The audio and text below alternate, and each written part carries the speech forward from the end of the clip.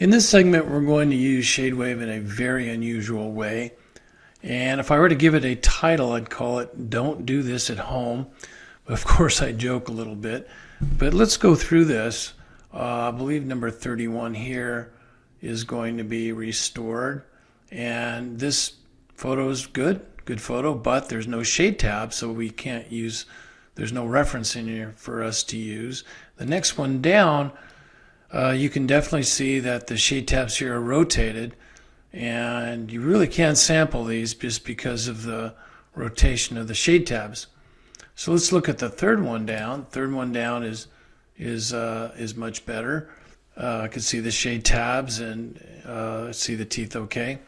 And one of the things I want to mention here is that the retractor here is a plastic retractor with wings, and this is a common mistake because it blocks the ability to put the shade tabs in on the directly here on the same plane.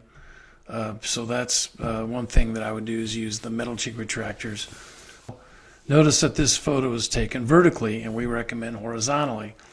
Now what that's done is, my guess is that put the flash of the camera, of the iPhone camera, such that it hit the retractor, and notice there's shadows or the light falls off quickly as you go more posterior.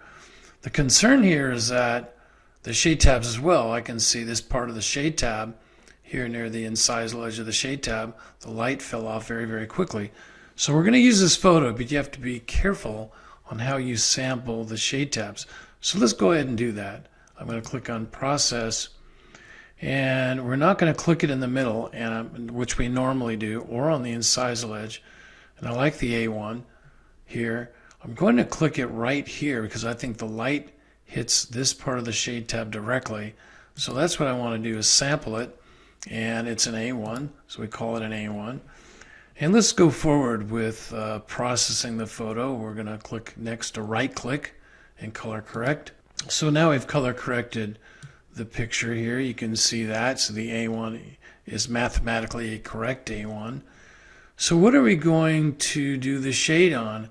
I'm actually going to do it, you could do it on the canine or the lateral. I'm actually going to choose the lateral here.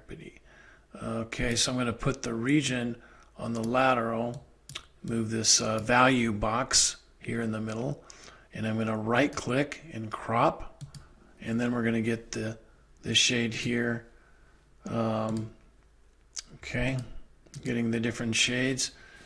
And my guess is looking at this, is that this area of the tooth has this big reflection in it, and I think that's why we get the 0M3 and 0M2 in this area of the tooth. So I would really say the base shade is an A1. That's what I would go with. So I am going to take a snapshot of that program here. I can do a quick snapshot of the tooth. So I've got that. All right, we'll put that away, and we're going to use that later, and I'll show you how we're going to use that. So that's the shades that we get. Now let's look at the other photos. And let's look at this one here. It's a pretty good picture, but there's no shade tab in there.